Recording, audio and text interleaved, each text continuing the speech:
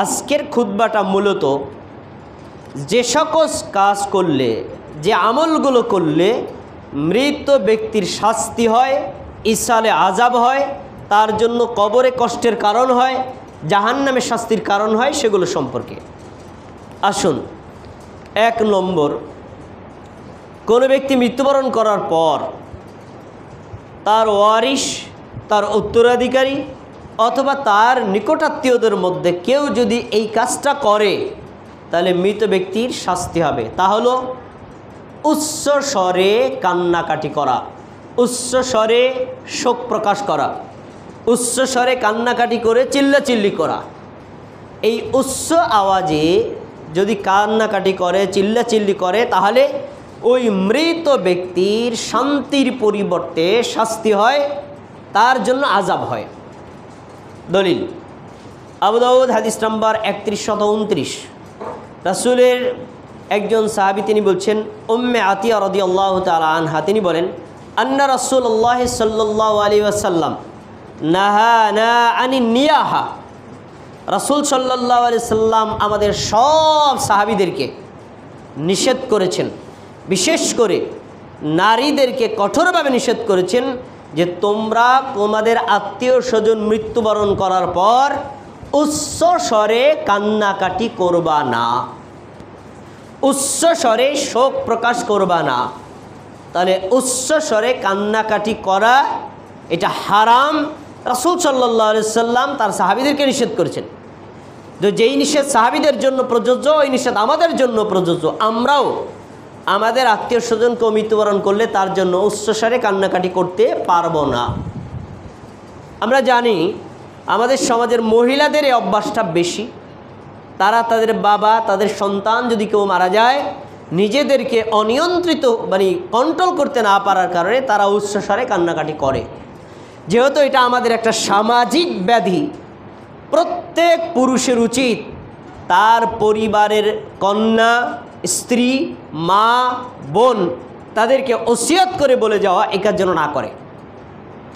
এই জন্য একজন সাহাবী, তার নাম আমর ইবনে আস রাদিয়াল্লাহু তাআলা আনহু, তিনি ওসিয়ত করে গেছেন। তিনি বলছেন কি, সহিহ মুসলিম হাদিস নাম্বার 336, তিনি বলছেন, ফাইজা আনা মুত্তু, আমার পরিবারের লোকেরা শোনো, আমি যখন মারা যাব, ফালা তাসহাবনি নাইহাতুন, আমার জানাজার খাটটা কাঁধে করে কবরে নিয়ে যাওয়ার সময় একজন কান্নাকারী নারী যেন আমার সাথে রওনা না করে, কেউ যেন কান্না না করে, কেউ যেন আমার সাথে সঙ্গী না হয়। ওয়ালা নারুন, আমাকে যখন খাটে করে নিয়ে যাওয়া হবে কবরের পাশে, তখন যেন কেউ আগুন নিয়ে কবরের কাছে না যায়। তাহলে এই সাহাবী ওসিয়ত করে যাচ্ছেন তার পরিবারের লোকদেরকে, বিশেষ করে নারীদেরকে, তোমরা কেউ কান্নাকাটি করবা না, কানতে কানতে কবরের কাছে কখনো যাইবা না। কেন? এটা আমার আযাবের একটা কারণ, আমার নবী নিষেধ করেছেন, এটা করবা না। এখন প্রশ্ন, কোনো নারীকে যদি একথা বলা হয়, তারপরেও যদি এ নারী করে, কোনো পুরুষকে যদি এটা নিষেধাজ্ঞা আরোপ করা হয় যেটা করবে না, তারপরেও করে, তাহলে তার হুকুম কি? শুনুন, কোনো ব্যক্তি যখন কোনো আত্মীয় স্বজন মারা যাওয়ার পরে মৃত ব্যক্তির জন্য উচ্চস্বরে কান্নাকাটি করে এবং এই অপরাধ করার পরে যদি সে মারা যায়, এর আগে তাওবা না করে, তাহলে তাকে জাহান্নামে কঠিন শাস্তি দেওয়া হবে। তাও হাদিসে উল্লেখ করা আছে। সুনানে তিরমিজি হাদিস নাম্বার 1003। আবু মুসা আশআরী রাদিয়াল্লাহু আনহু বলেন, রাসূল সাল্লাল্লাহু আলাইহি ওয়াসাল্লাম বলেছেন, মা মিন মাইয়িতিন, তোমাদের মধ্যে কোনো ব্যক্তি যখন মারা যায়, ইয়ামুতু ফায়াকুমু বাকিয়া, তারপরে তার ওয়ারিশ, তার পরিবারের কোনো নারী বা পুরুষ যদি দাঁড়ায় সে বলে, ফায়াকুলু, সে বলে, ওয়া জাবালা ওয়া সাইয়্যিদা আও নাহওয়া যালিক, হে আমাদের ঘরের পাহাড়, হে আমাদের ঘরের দায়িত্বশীল, হে আমাদের ঘরের নেতা, এভাবে শব্দ করে। মানে লোকটা যে পরিবারের একজন কল্যাণকামী ছিল, একজন দায়িত্বশীল ছিল, ওই কথাগুলো স্মরণ করে সে এভাবে বলে। এটা আমাদের এই হাদিসটা যদি আমাদের ভাষায় আমরা বলি, আমাদের সামাজিক ভাষায়, আমাদের মা বোনদেরকে দেখবেন, তার সন্তান যদি মারা যায়, তার বাপ মা যদি মারা যায়, ওরে আমার বাবা রে তুমি কোথায় রইলা রে, কত কিছু করছো রে, এখন মনে পড়ছে রে, এভাবে বলে না কি বলে না?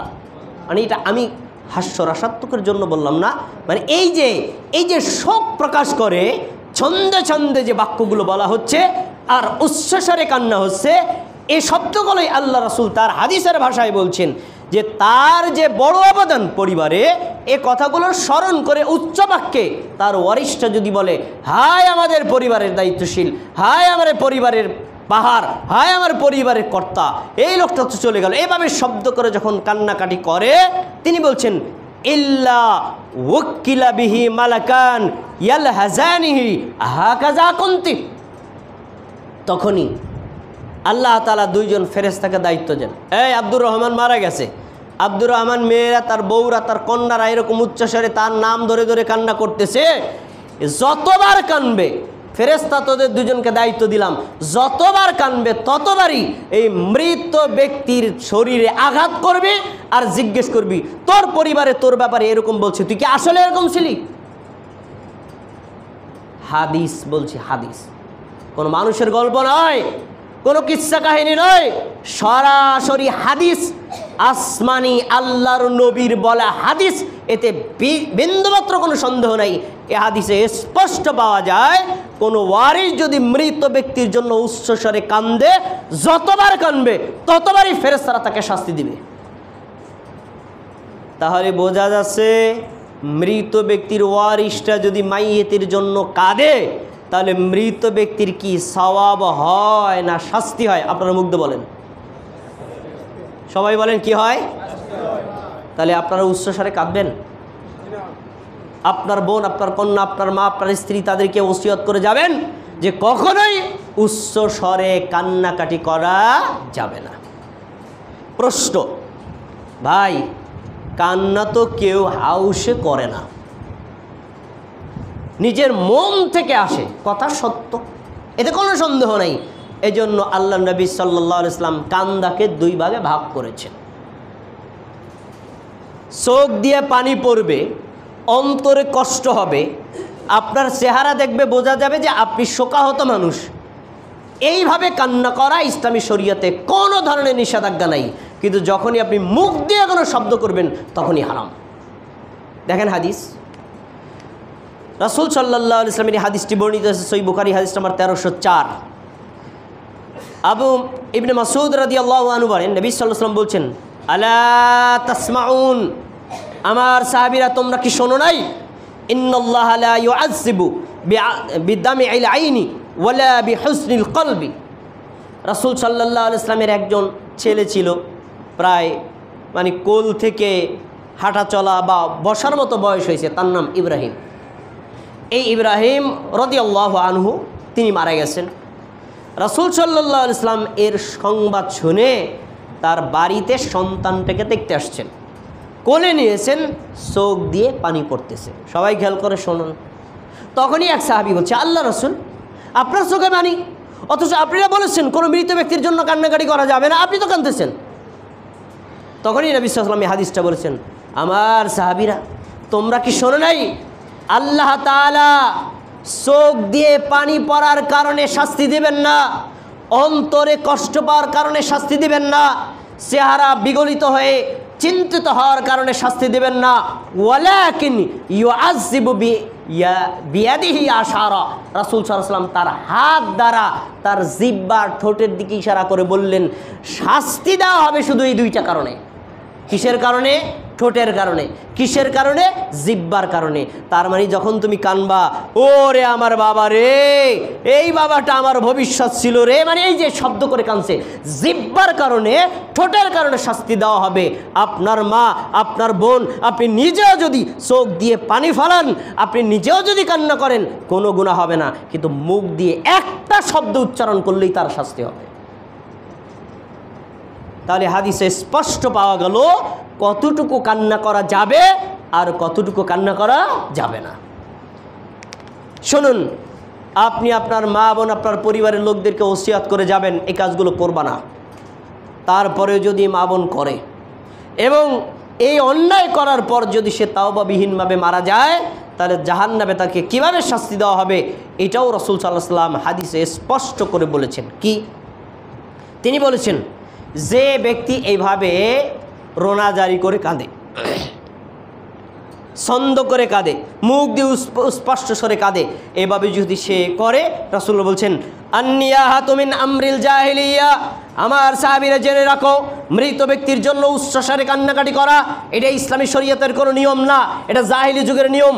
অতএব জাহিলি যুগের নিয়ম যে করবে, ওয়া ইন্নান নাইহাতা ইযা মাতাত ওয়া লাম ইয়াতুব, কোনো নারী যদি এভাবে তার ওয়ারিসের জন্য, তার সন্তানের জন্য, তার বাবার জন্য, তার মায়ের জন্য উচ্চস্বরে কাঁদে আর তাওবাবিহীনভাবে মারা যায়, তাহলে কতা আল্লাহু লাহু সিয়াবাম মিন কতিরান, আল্লাহ তাআলা তাকে জাহান্নামের লেলুহান শিকার লৌহ বর্ম তাকে পরিয়ে দিবে আর জাহান্নামের আগুনের পোশাক তাকে পরিয়ে দিবে। নাউযুবিল্লাহ।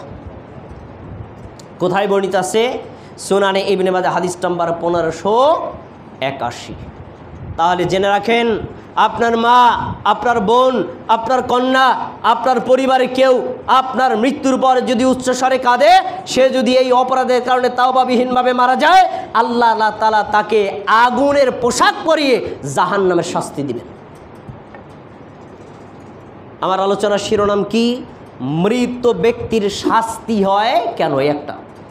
তাহলে আপনি যদি চান আপনার বাবার কল্যাণ হোক, আপনি যদি চান আপনার সন্তানের কল্যাণ হোক, আপনার সন্তান মারা যাওয়ার পর, আপনার বাবা মা মারা যাওয়ার পর আপনি উচ্চ স্বরে কখনো কোনো সময় কান্নাকাটি করতে পারবেন না। যদি করেন এটা একটা ভয়ঙ্কর অপরাধ, আর এই অপরাধ করে তাওবা না করলে আপনার শাস্তি জাহান্নাম। এবার আসুন, আমাদের সমাজে অনেক মা বোনদেরকে দেখা যায়, আমরা কোনো ব্যক্তি মারা গেছেন, তাকে দেখার জন্য, জানাজার জন্য যাই, তো তার ওয়ারিশটা যখন দূরে ছিল, দূর থেকে দেখতে আসে, তখন এই মা বোনেরা এমনভাবে কান্দে, কাঁদতে কাঁদতে মাথার কাপড় পরে যায়, বুকের কাপড় পরে যায়, অনেকে অর্ধলাঙ্গ পর্যন্ত হয়ে যায়। এমন দৃশ্য আমি দেখেছি যা খুবই জঘন্যতম। এরকম কাজ যদি করে তাহলে নবী সাল্লাল্লাহু আলাইহি ওয়াসাল্লাম বলছেন এই নারী মুসলিমদের অন্তর্ভুক্ত না। কত বড় ভয়ঙ্কর কথা! আমি নিজে বানায় বলছি না, হাদিস শুনুন। সহিহ বুখারী হাদিস নাম্বার 1294। আব্দুল্লাহ ইবনে মাসউদ রাদিয়াল্লাহু আনহু নবী সাল্লাল্লাহু আলাইহি ওয়াসাল্লাম বলছেন, লাইসা মিন্না মান দারাবাল খুদুদা ওয়া শাক্কাল জুয়ুবা ওয়া দাওয়া বিদাওয়াল জাহিলিয়া। জেনে রাখো, যেই নারী, যে পুরুষ শোকে কাতর হয়ে নিজের গালে, নিজের শরীরের মধ্যে আঘাত করে রক্তাক্ত করে, আর যেই নারী, যে পুরুষ নিজের শরীরের পোশাকগুলোকে এলোমেলো করে ফেলে, ছিঁড়ে ফেলে, শোকে কাতর সেটা প্রকাশ করার জন্য, ওয়া দাআ বিদাওয়াল জাহিলিয়া, জাহিলি যুগের মতো ডাকে, ওরে আমার বাবা রে, তুমি এখন কই গেলা রে, এই যে শব্দগুলো জাহিলি যুগের মতো যারা ডাকে, লাইসা মিন্না, এরা মুসলিম না। আমার কথা না, হাদিস খোলেন আপনি, তারা মুসলিম না। আরও শব্দ কথা সামনে আসছে, আবু দাউদ হাদিস নাম্বার 3132।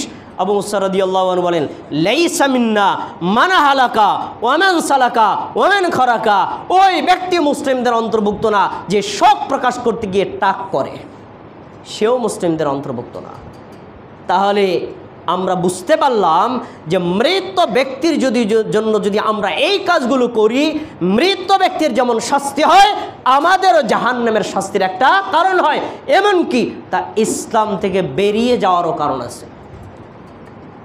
কত বড় ভয়ঙ্কর অপরাধ! প্রিয় ভাইয়েরা, এবার আপনাদের জন্য একটা কথা, যে কেউ যদি মারা যায় তাহলে কি তার জন্য কিছুই করা যাবে না? হ্যাঁ, যা করা যাবে তা হাদিসে বর্ণিত হয়েছে। আপনি ততটুকুই করতে পারবেন, তার থেকে এক চুল পরিমাণ বাড়িয়ে কোনো কিছু করতে পারবেন না। দেখেন হাদিস, সহিহ বুখারী হাদিস নম্বর 1281। উম্মে হাবিবা রাদিয়াল্লাহু আনহা বলেন, রাসূল সাল্লাল্লাহু আলাইহি ওয়াসাল্লাম বলেছেন, লা ইয়াহিল্লু লিইমরাতিন তু'মিনু বিল্লাহি ওয়াল ইয়াউমিল আখির, যে নারী, যে পুরুষ আল্লাহকে বিশ্বাস করে, পরকালকে বিশ্বাস করে। আপনাদের কাছে জিজ্ঞাসা, আপনারা কি আল্লাহকে বিশ্বাস করেন না? পরকালকে বিশ্বাস করেন না? তাহলে আপনাদের সবার জন্য দায়িত্ব। শোনেন তিনি কি বলছেন, তুহিদ্দু আলা মাইয়িতিন ফাওকা সালাস, তার কোনো প্রিয়জন যদি মারা যায় সর্বোচ্চ 3 রাত 3 দিন শোক প্রকাশ করতে পারবে। 3 রাত 3 দিন শোক প্রকাশ করতে পারবে। এই 3 রাত 3 দিন সে শোকাহত থাকবে, তার মুখে বোঝা যাবে সে শোকাহত, তার চোখ দিয়ে পানি পড়তে পারে, তার অন্তর বিগলিত হবে। এই 3 দিন সর্বোচ্চ, তারপরে 1 সেকেন্ডও শোক প্রকাশ করা যাবে না, যাবে না, যাবে না। তারপরে তিনি বলছেন ইল্লা আলা জাওজিন, হ্যাঁ তবে তার চেয়ে বেশি শোক সে প্রকাশ করতে পারে যেই স্ত্রীর স্বামী মারা গেছে, সে কয়দিন? সে 4 মাস 10 দিন পর্যন্ত শোক প্রকাশ করবে। কোনো মহিলার যদি স্বামী মারা যায়, যেদিন মারা যাবে সেদিন থেকে তার শরীরে কোনো গয়না অলংকার সৌন্দর্য কোনো কিছু ব্যবহার করবে না। সেদিন থেকে গণনা করবে 4 মাস 10 দিন পর্যন্ত ভালো কোনো আনন্দের অনুষ্ঠানে সে যোগদান করতে পারবে না, ঘরের ভিতরে স্বাভাবিকভাবে থাকবে। এই মা 4 মাস 10 দিন পর্যন্ত শোক প্রকাশ করবে। 4 মাস 10 দিন শেষ, 11তম দিনে সে শোক প্রকাশ করলে হারাম, বেদাত বলে গণ্য হবে। আমরা জাতে বাঙালি, 3 দিন তো দূরের কথা, শেখ মুজিবুর রহমান মারা গেছে 1975 সালে, এখনো পর্যন্ত শোক প্রকাশ করা হয়। জিয়াউর রহমান মারা গেছেন 1981 সালে, এখনো পর্যন্ত শোক প্রকাশ করা হয়। এবার বলবেন রাজনীতিবিদদের দোষ। আরে আপনার বাপ মারা গেছে গত বছরে, আজকে সেই দিনে আপনি শোক প্রকাশ করছেন, আপনিও তো সেই জালেমদের অন্তর্ভুক্ত। হ্যাঁ, আপনি রাজনীতিবিদদের দোষ দেন কেন? আপনি যে আপনার বাবার মৃত্যুবার্ষিকীতে গরু জবাই করে খাওয়ান, এটা কি হারাম না? এটাও তো শোকের অন্তর্ভুক্ত। অতএব মৃত ব্যক্তিকেন্দ্রিক যে সকল অন্যায় কাজ করা হয়, এগুলো সব পরিত্যাগ করতে হবে। যদি পরিত্যাগ না করেন, আপনার বাবারও শাস্তি হবে, আপনার নিজেরও শাস্তি হবে। রাসূল সাল্লাল্লাহু আলাইহি ওয়াসাল্লাম হাদিসে যেভাবে বাউন্ডারি দিচ্ছেন, তার চেয়ে 1 চুল পরিমাণ বাউন্ডারি থেকে কেউ সরতে পারবে না। অতএব 3 দিনের বেশি শোক প্রকাশ করা যাবে না, আর 4 মাস 10 দিনের বেশি কোনো মা বোন শোক প্রকাশ করতে পারবে না। যদি করে তাহলে এটা বেদাত হবে, হারাম হবে। প্রিয় ভাইয়েরা, এবার দেখুন 3 দিন পর্যন্ত যে শোকটা থাকবে, ইসলামে বলা হয়েছে কি আর আমরা করি কি? আমার চাচা হাফেজ মোল্লা, তাকে আমি নিয়ে এসেছি আজকের খুতবায়, বোঝানোর জন্য বলছি। চাচা হাফেজ মোল্লা যদি মারা যান, তিনি আমার প্রতিবেশী প্লাস তিনি চাচা, তার পরিবারের লোকজন থাকবে শোকাহত, রান্নার খবর থাকবে না, তাদের গোসলে ঠিক থাকবে না, তাদের খাবারে ঠিক থাকবে না, তাদের চোখে থাকবে পানি, তাদের মুখে থাকবে হলো মলিন অবস্থা, তাদের তো কোনো কিছুই ঠিক থাকবে না। এজন্য ইসলামী শরীয়ত বলছে এই হাফেজ মোল্লার পাশে কারা বাস করে তাদের প্রত্যেকের দায়িত্ব খাবার রান্না করে নিয়ে তাদের বাড়িতে গিয়ে, চাচি থাক কষ্ট পায়েন না, খাবারটা খান, না খেলে শরীর ভেঙে পড়বে, চাচা তো ভাই, চাচা তো বোন, খাবারটা খেয়ে নাও। 3 দিন পর্যন্ত নবী সাল্লাল্লাহু আলাইহি ওয়াসাল্লামের হাদিস শোনেন, নবী সাল্লাল্লাহু আলাইহি ওয়াসাল্লাম বলছেন ইসনাউলি আলা জাফর, আমার সাহাবীরা, আর জাফর আমার চাচাতো ভাই মুতার যুদ্ধে শহীদ হয়েছেন, তার পরিবারের লোকেরা শোকাহত, তাদের তো নিজেদেরই শরীরে কোনো ঠিক ঠিকানা নাই, তাদের পাশে যারা বাস করো খাবার তৈরি করে তোমার তাদের বাড়িতে পৌঁছে দাও। তাহলে যেই বাড়িতে লোক মারা যাবে তাদের প্রতিবেশীর উপর এটা ফরজ, পার্শ্ববর্তী ব্যক্তিরা খাবার রান্না করে তাদেরকে খাওয়াবে, কিন্তু তাদের নিজেদের বাড়িতে চুলা চলবে না। এই হলো ইসলামী শরীয়ত। এবার আসুন, হাফেজ মোল্লা চাচা মারা গেলেন, তার এক দূর আত্মীয় শিবচারে থাকেন, সেখান থেকে আসছেন, জানাজা হলো 4টার সময়, দুপুর 12টার সময় এসে পৌঁছেছেন, চাচি নিজেই রান্না শুরু করছে। আর যদি চাচি রান্না না করে তাহলে বলবে কি, হাফেজ মোল্লার বাড়িতে গেলাম, তার ছেলেরা ইটালি থাকে, টাকা পয়সার অভাব নাই, এত দূর থেকে গেলাম, আরে ভাই একবেলা খাবারটা পর্যন্ত খাওয়ালো না। এরম জাহেলিয়াতি কথা বাংলাদেশে আছে না নাই? আরে বেটা, তুই কি খাবার খাইতে এসছস? তার পরিবারের লোক শোকাহত, আমরা পারলে তাদেরকে খাবার দেবো, সেই বাড়িতে আবার খাবার খাওয়ার ইচ্ছা থাকে কেন? আরো ভয়ঙ্কর জাহেলিয়াত, যে 3 দিন পর্যন্ত শোক প্রকাশ করতে বলা হয়েছে, সেই 3 দিনের দিন পরিবারের লোকে খাওয়ায়, আনন্দ অনুষ্ঠান করে, জিলাফে খাওয়ায়, মিষ্টি খাওয়ায়, গরু কাট্যা খাওয়ায়, আর এদেশের মুফতি মাওলানারা নাক ডুবাইয়া খায়। কত বড় ভয়ঙ্কর অপরাধের সাথে এরা জড়িত, এরা কত বড় ভয়ঙ্কর, এরা কত বড় জাহেল, এরা কত বড় বর্বর। কোথায় রাখবেন দুঃখের কথা? সাধারণ মানুষ অপরাধ করে এটা মেনে নেওয়া যায়, কিন্তু মুফতি মাওলানা যখন এটা করে তখন এই দুঃখ রাখবেন কোথায়? হাদিসে বলা হয়েছে কি, আর তারা করে কি? আরও শোনেন, যদি অনেক দূর থেকে লোকজন আসে, আপনার আত্মীয় প্রতিবেশী কেউ যদি খাবার না দেয়, তখন আপনি যেহেতু দূর থেকে লোকটা আসছে, আত্মীয় হিসেবে আপ্যায়ন আপনি করাতে পারেন। ঘরেতে যা আছে দিলেন, বা আপনার প্রতিবেশী চাচা তারা খাওয়াইলো, এটা কোনো অপরাধ না। কিন্তু মৃত ব্যক্তিকে উদ্দেশ্য করে কোনো ধরনের খাবার খাওয়ানো যাবে না, সম্পূর্ণরূপে হারাম। দেখেন, আমি আপনাকে দেখাই, মৃত ব্যক্তিকে কেন্দ্র করে যে খাবারের অনুষ্ঠান আমাদের সমাজে প্রচলিত আছে।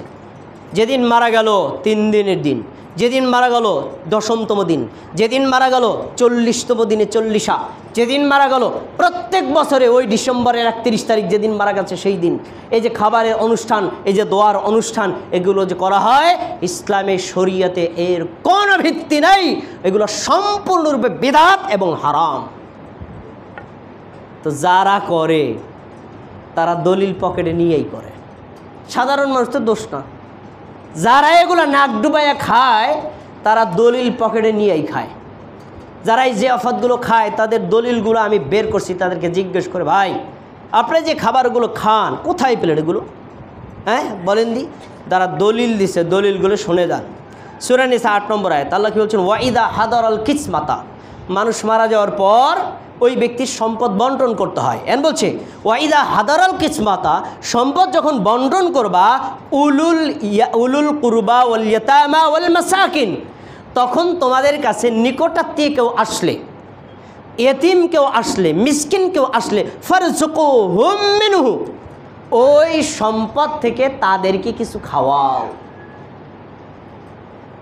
এই যে দেখেন, রিজিক দিতে বলা হয়েছে, খাবার খাওয়াইতে বলা হয়েছে, ফারযুকুহুম, তাদেরকে কিছু খাওয়াও। দলিল পেয়ে গেছে। এবার দলিলের জবাব শোনেন। এই দলিলের জবাব হলো এই আয়াতটা, সূরা নিসার 8 নম্বর আয়াত। এই আয়াতটা মেরাসের বিধিবিধান নাজিল হওয়ার আগের আয়াত। মেরাসের বিধিবিধানের আয়াত নাজিল হওয়ার পর এই আয়াতের বিধানটা মানসুখ হয়ে গেছে। মানসুখ বিধান দিয়ে তারাই দলিল দেয়। পয়েন্ট 1। 2 নম্বর, ধরে নিলাম আয়াতটা মানসুখ না, এখনও ঠিক আছে। এখানে বলা হয়েছে কি, আর তোমরা করো কি? এখানে বলা হয়েছে যখন সম্পত্তি বন্টন করা হবে তখন সম্পত্তির কিছু অংশ নিকটাত্মীয় গরিব মিসকিনদেরকে দাও। এ কথা বলা হয় নাই 40তম দিনে গরু কাটতে খাওয়াও, এটাকে বলা হয়েছে। তো তুই আয়াত দিলি কি আর খাস কি? এ হারামখোর, তুই আয়াত দিলি কি আর খাস কি? ক, এখানে তো সম্পত্তি দিতে বলা হয়েছে, গরু কাটতে খাওয়ানোর কথা বলা হয়েছে নাকি? আরও দলিল আছে। দলিল কি দেখেন, চোর যখন চুরি করে তখন দলিল নিয়ে করে না, কিন্তু বেদাতি হুজুর যখন বেদাত করে দলিল পকেটে নিয়ে করে, জনগণকে বিভ্রান্ত করার জন্য। দেখেন হাদিস, নবী সাল্লাল্লাহু আলাইহি ওয়াসাল্লামকে প্রশ্ন করা হয়েছিল, আইয়ুল ইসলামি খায়র ইয়া রাসূলুল্লাহ, আল্লাহ রাসূল ইসলামের সবচেয়ে শ্রেষ্ঠ আমল কোনটি? রাসূল সাল্লাল্লাহু আলাইহি ওয়াসাল্লাম বলছেন তুতঈমুত তাআম, লোকদেরকে খাবার খাওয়ানো। দেখেন সাহাবী প্রশ্ন করলো, আল্লাহ রাসূল ইসলামের সবচেয়ে ভালো আমল কোনটি? নবী বললেন লোকদেরকে খাবার খাওয়ানো। এবার হুজুর দলিল পেয়ে গেছে, এই তোমরা খালি কও বেদাত বেদাত বেদাত বেদাত, জায়েজ নাই জায়েজ নাই। হাদিসে নবী বলা হয়েছে খাবার খাওয়ানো ইসলামের শ্রেষ্ঠ কাজ। আমার বাবা মারা গেছে 40তম দিনে আমি যদি 500 লোককে খাওয়াই নেকি হবে না? দলিল পেয়ে গেছে। এই বেদাতি বেদাতের সংজ্ঞা জানে না। যেই বিষয়টা উন্মুক্তভাবে বলা হয়েছে সেটা উন্মুক্তভাবে আমল করতে হবে, যেটা নির্দিষ্ট করে বলা হয়েছে সেটা নির্দিষ্টভাবে আমল করতে হবে। আরে হাদিস তো আমভাবে, আপনার সাথে দেখা হয়েছে, শহীদুল ইসলাম ভাই আসেন বসেন একটা চা খান, আপনি নেকি পাবেন। আপনার সাথে আমার দেখা হয়েছে, আমি আমার বাড়িতে নিয়ে আপনাকে একবেলা খাবার খাওয়াইলাম, নেকি হবে। আরে আপনার বাড়ি মসজিদে ইমাম সাহেব থাকে, প্রতি মাসে একবার করে খাওয়ান, নেকি হবে। এটা তো নির্দিষ্ট মৃত ব্যক্তির জন্য না, কিন্তু মৃত ব্যক্তিকে টার্গেট করে খাওয়ানো আসমানেও দলিল নাই, জমিনেও দলিল নাই। কোন দলিল কোথায় লাগাইছে? বেদাতিরা আয়াত দেয়, হাদিস দেয়, ব্যাখ্যা করে তাদের নিজেদের মতো, এরাই হলো তাদের চরম বিভ্রান্তিতা। এই হাদিস কি যে আফাত খাওয়ার দলিল বুঝায়? এই নবীর কাছে জিজ্ঞেস করা হয়েছে সবচেয়ে সেরা আমল কোনটি, তিনি বলছেন খাবার খাওয়ানো। বলছেন 40তম দিনে মৃত্যুবার্ষিকীর, মৃত্যুর জন্য, মৃত ব্যক্তির জন্য 3 দিনের দিন, এটা বলা হয়েছে। তা তুমি ওই দলিল এখানে লাগাইলা কিভাবে? যারা এভাবে বিকৃত করে তারপরে এই হারাম খাবারকে জায়েজ করার চেষ্টা করে, তাদের জন্য জ্বলন্ত একটা দলিল আমি আপনার সামনে পেশ করব। এই দলিল উল্টানোর মতো আলেম বাংলার জমিনে একজনও নাই। শোনেন, মুসনাদে আহমদ হাদিস নম্বর 6905, জারির ইবনে আব্দুল্লাহ রাদিয়াল্লাহু আনহু বলেন, কুন্না নাউদ্দুল ইজতিমা ইলা আহলিল মাইয়িতি ওয়াসনিয়াতি আত-তাআমি বা'দা দাফনিহি মিনান নিয়াহা। রাসূল সাল্লাল্লাহু আলাইহি ওয়াসাল্লামের একজন সাহাবী জারির ইবনে আব্দুল্লাহ রাদিয়াল্লাহু আনহু তিনি বলছেন, কোন ব্যক্তি মারা গেছে তাকে দাফন করছি, তাকে আমরা কবরস্থ করছি। কবরস্থ করার পরে ওই মৃত ব্যক্তিদের বাড়িতে একত্রিত হয়ে খাবার তৈরি করে খাওয়াকে আমরা জাহিলি যুগের শোক দিনের মতো মনে করতাম। আর এই শোক দিনের আরবি শব্দ হলো নিয়াহা। আমি পিছনে বলে আসছি, নবী সাল্লাল্লাহু আলাইহি ওয়াসাল্লাম বলছেন আন-নিয়াহাতু আমরিল জাহিলিয়া, নিয়াহ হলো জাহিলি যুগের প্রথা, ওই প্রথা ইসলামী শরীয়তে নাই। এই কাজটা যে করবে তাকে জাহান্নামের শাস্তি দেওয়া হবে। তাহলে বোঝা গেল মৃত ব্যক্তিকে উদ্দেশ্য করে যদি খাবারের আয়োজন করা হয়, সেটা গরু হোক, ছাগল হোক, মিষ্টি হোক, দুম্বা হোক, যাই হোক, এটা খাওয়াও হারাম, খাওয়ানো হারাম, এই অনুষ্ঠান সম্পূর্ণরূপে হারাম। আপনারা বলবেন, আপনি এত জোর করে কেমনে কন, খুতবায় এত লাফালাফি করেন কা, ঘটনা কি মিয়া, আপনারা এত জোর কা, জোর কোথা থেকে পাইছি দেখবেন। আচ্ছা, আমার হাতে তাফসিরে মাআরিফুল কোরআন লিখেছেন মুফতি শফি রহমতুল্লাহি আলাইহি, অনুবাদ করেছেন বাংলাদেশের খ্যাতনামা আলেম মাওলানা মহিউদ্দিন খান। এই তাফসিরটা এক সময় সৌদি থেকে প্রিন্ট হয়েছে। বাংলাদেশের যতগুলো মসজিদ ছিল প্রত্যেকটা মসজিদে একটা করে কপি হাদিয়া ফ্রি দিয়েছে। আর আমার হাতে যেটা, এটা বাংলাদেশ ইসলামিক ফাউন্ডেশন থেকে অনুবাদ করা। আমি সেখান থেকে আপনাকে একটু পড়ে শোনাই। দেখেন, মৃতের ইসালে সওয়াব উপলক্ষে কোরআন খতম করানো, কোরআনের বিনিময়ে পারিশ্রমিক গ্রহণ করা সর্বসম্মতভাবে নাজায়েজ। এটা তিনি শিরোনাম দিয়েছেন। ভিতরে দেখেন কি লিখছে, পারিশ্রমিকের বিনিময়ে মৃতদের ইসালে সওয়াবের উদ্দেশ্যে কোরআন খতম করানো বা অন্য কোনো দোয়া, কালাম ও ওজিফা পড়ানো হারাম। আবার বলছি, পারিশ্রমিকের বিনিময়ে মৃতদের ইসালে সওয়াবের উদ্দেশ্যে কোরআন খতম করানো বা অন্য কোনো দোয়া, কালাম ও ওজিফা পড়ানো হারাম। না পেলে আপনি আমার মাথার উপর 20টা জুতা দিয়ে বাড়িয়ে দিবেন। এরপরে শোনেন, কারণ এর উপর ধর্মীয় কোনো মৌলিক প্রয়োজন নির্ভরশীল নয়।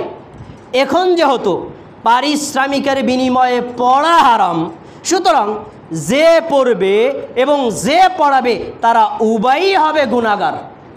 আপনার বাবা মরছে, আমি শহীদুল ইসলামের দাওয়াত দিয়েছেন, ভাই আপনি এক খতম কোরআন পড়েন, বাড়িতে এসে মিলাদ পড়েন, তাহলে আপনিও করলেন হারাম, আমিও করলাম হারাম। এরপরে তিনি বলছেন, আচ্ছা তারা উভয়ই যেহেতু গুনাহগার, বস্তুত যে পড়েছে সেই যখন সওয়াব পাচ্ছে না, তখন মৃত আত্মার নিকটে সে কি পৌঁছাবে? এ প্রশ্ন করেছে, উত্তর কিছুই পৌঁছাবে না। তারপরে শোনেন, কবরের পাশে কোরআন পড়ানো, পারিশ্রমিকের বিনিময়ে কোরআন খতম করানোর রীতি সাহাবী, তাবিগণ এবং প্রথম যুগের উম্মতের দ্বারা কোথাও বর্ণিত বা প্রমাণিত নেই। সুতরাং এগুলো নিঃসন্দেহে বিদআত।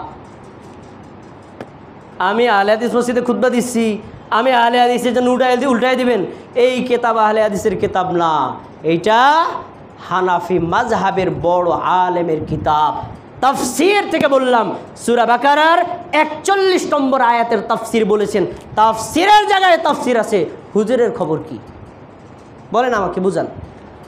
তাফসির তো ঠিকই আছে, এবার হুজুরের খবর কি? হুজুর তো প্রত্যেক মাসে রমজান মাস আসলে, আরে রমজান মাস 30 দিন ওয়ার্ডার নিচে 60 খতমের, এতগুলো পরে কিভাবে? সূরা কুল হুয়াল্লাহ 3 বার পরে আপনারা বিদায় দেয়। এই খবর কি আপনার জানা আছে বড় ভাই? বড় ভাই, এই খবর কি আপনার জানা আছে? এবার বলবেন তাহলে কি কোরআন পড়া একেবারে নাজায়েজ? আরে কোরআন পড়া নাজায়েজ হবে কেন?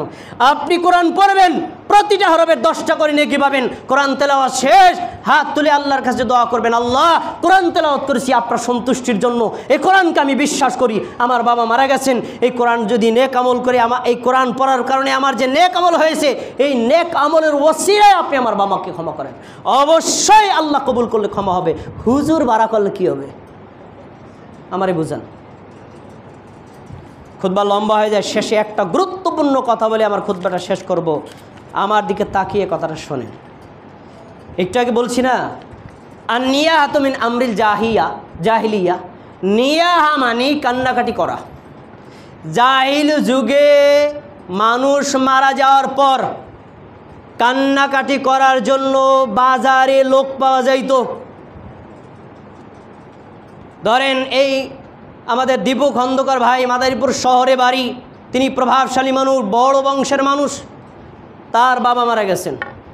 এখন তারা যদি বড় লোক মানুষ কান্নাকাটি করে তাহলে শোকাহত হবে না, অসুস্থ হয়ে যাওয়ার সম্ভাবনা আছে।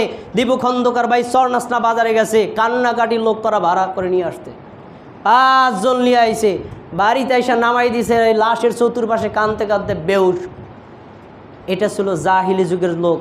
যারা হাসছেন তাদের বিবেকের কাছে আমার প্রশ্ন, যারা হাসছেন তাদের বিবেকের কাছে প্রশ্ন, আজকে যদি নবীর সাহাবীদের একজনকে কবর তুলে প্রশ্ন করা হয়, হে নবীর সাহাবী ওমর, হে নবীর সাহাবী আবু বকর, হে নবীর সাহাবী আনাস, শোনেন রাদিয়াল্লাহু আনহু, বাংলার জমিনে হুজুর ভাড়া পাওয়া যায়।